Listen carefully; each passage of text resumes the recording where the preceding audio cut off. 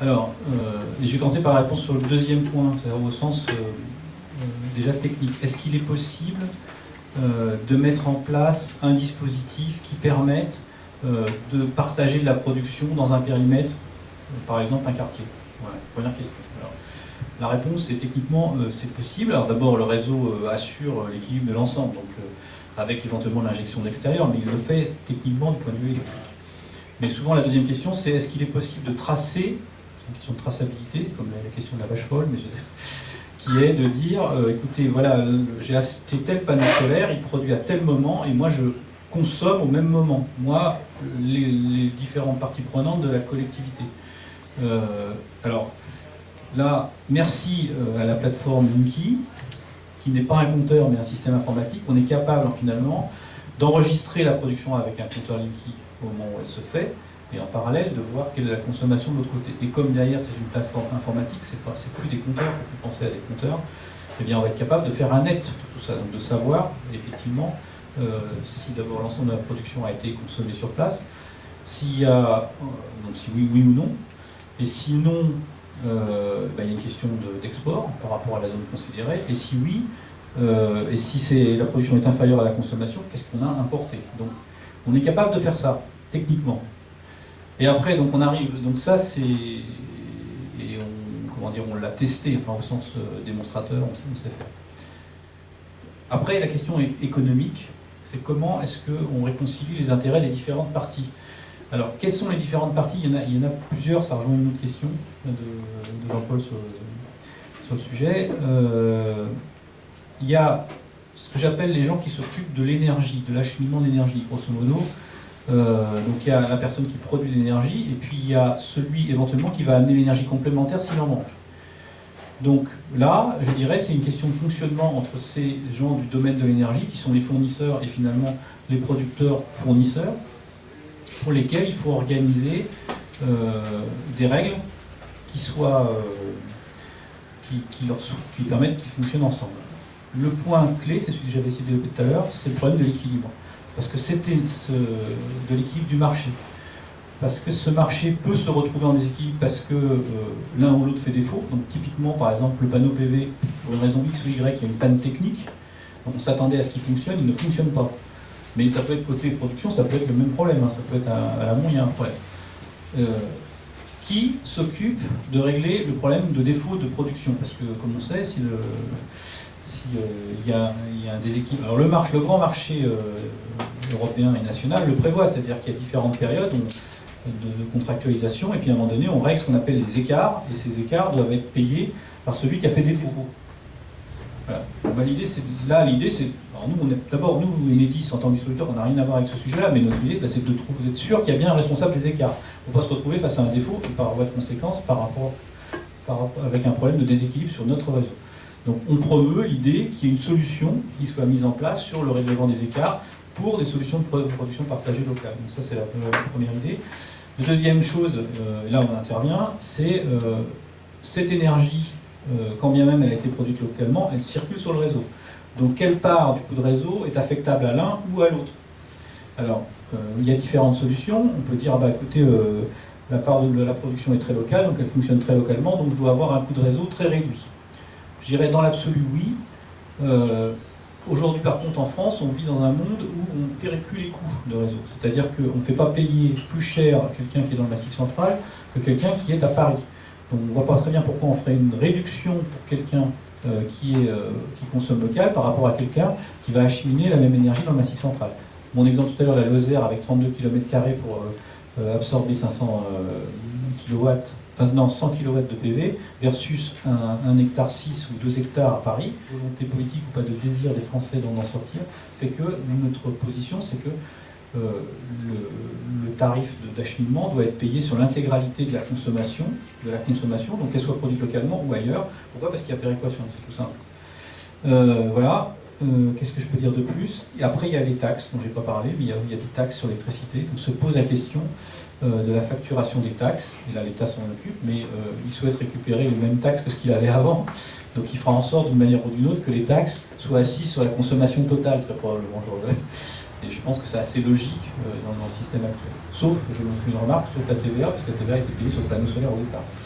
Alors, bien évidemment, il est assez clair que dans la fourniture d'énergie, le réseau n'est pas tout, mais malgré tout, le tarif d'acheminement pèse pour un tiers, grosso modo, dans la facture d'un client domestique. C'est donc des enjeux importants.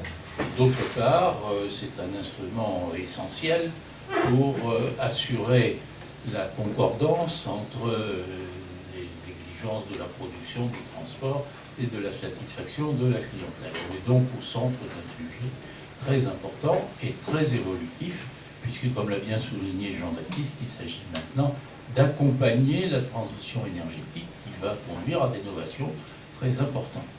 Alors, je déborderai sans parler tout de suite de 258, c'est un sujet dont nous débattrons encore très souvent ici.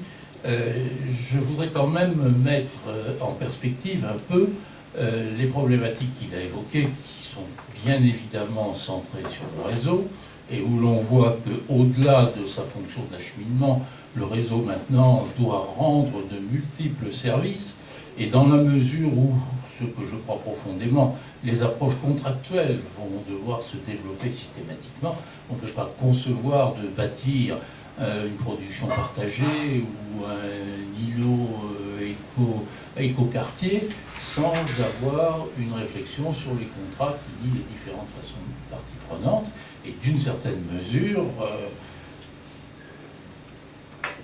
le réseau de distribution est celui qui constate les flux effectifs et donc qui permet de dénouer les transactions, de voir si elles ont été respectées dans l'esprit contractuel et sinon quels sont les correctifs qu'il y a lieu d'y appliquer. Mais je voudrais aller au-delà et vous dire que si je considère l'évolution des systèmes électriques tels qu'on les voit aujourd'hui, il y a quand même quelque chose qui est frappant. Naguère, on avait au fond un aléa important qui était l'aléa climatique. Et en fonction de la température, la consommation totale du pays variait, d'ailleurs de façon plus importante que ce n'est le cas chez nos voisins qui n'ont pas pris les mêmes options du développement de l'électricité. Mais face à cet aléa, qui était prévisible quelques jours à l'avance, on avait des moyens de production qui étaient, comme on dit dans le jargon des électriciens, dispatchables. On pouvait décider que telle ou telle pompe thermique nucléaire fonctionnerait, qu'on utiliserait telle ou telle quantité d'eau au réservoir, etc. Maintenant, le problème ne se pose plus du tout dans ces termes. C'est un équilibre aléatoire entre production et consommation.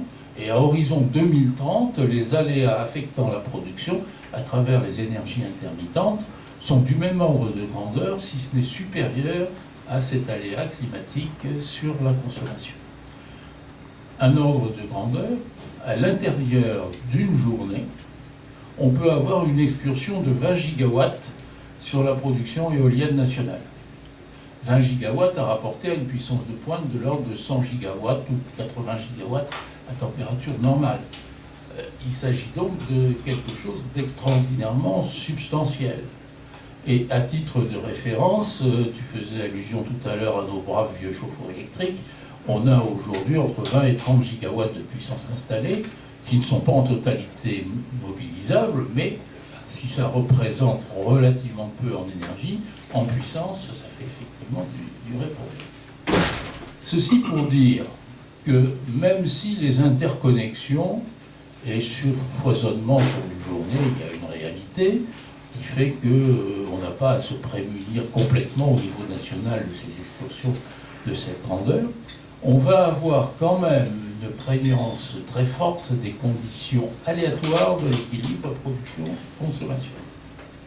Ce qui signifie que l'optimisation locale, auquel nos amis d'Enedis travaillent en liaison avec les collectivités territoriales, que l'optimisation locale peut être totalement bouleversée par les exigences de l'équilibre national, qui en fait ne sont pas entre les mains d'un gestionnaire unique, mais sont répartis entre des fournisseurs qui ont des contrats pour équilibrer. C'est plus subtil que ce que je dis, mais les conditions d'équilibre national peuvent peser très lourd et compromettre totalement la réalisation des optimums locaux. On se trouve donc vis-à-vis d'un système extrêmement complexe en pratique, bien qu'on puisse l'idéaliser de façon très simple. Il y a en fait 3 niveaux d'intelligence. Il y a le réseau domiciliaire, qui permet de décharger le client de suivre heure par heure le prix de l'électricité et qui essaie d'optimiser le fonctionnement de ces appareils qui sont souples dans leur fonctionnement. Il y avait en particulier la question qui a été plusieurs fois posée ici du fonctionnement des pompes à chaleur. Une pompe à chaleur, on ne va pas s'amuser, contrairement à ce qui se passe pour l'effet Joule, à la faire marcher un quart d'heure, la faire repartir, etc.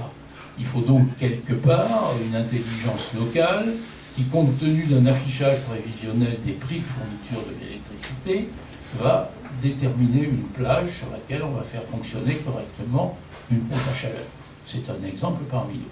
Donc il y a une fonction locale d'optimisation, température pièce par pièce, etc., etc., qui doit, sauf si on a affaire à un maniaque de l'optimisation à la main sur sa tablette, qui doit décharger le consommateur de son optimisation locale. On a ensuite une optimisation au niveau du territoire, car sinon, effectivement, tout ce qu'on raconte sur les territoires n'aurait aucun sens. Et puis, on a des préoccupations d'équilibre national. Et donc, on a 3 niveaux d'intelligence qu'il va falloir fonctionner ensemble. Et là-dessus, eh bien, les gestionnaires de réseau, et singulièrement de réseaux de distribution, ont un rôle pivot à jouer. Ils ne sont pas évidemment responsables de la fourniture d'énergie, mais par contre, ils sont à la fois l'organisateur et le témoin de la façon dont cette énergie est fournie aux consommateurs. Et donc du dénouement des relations contractuelles et du constat de faillite éventuelle de certaines dispositions prises par les fournisseurs. Voilà, j'arrête là. Je félicite encore une fois Jean-Baptiste et je vous remercie de votre contribution et de cette discussion que j'ai ressentie comme très riche.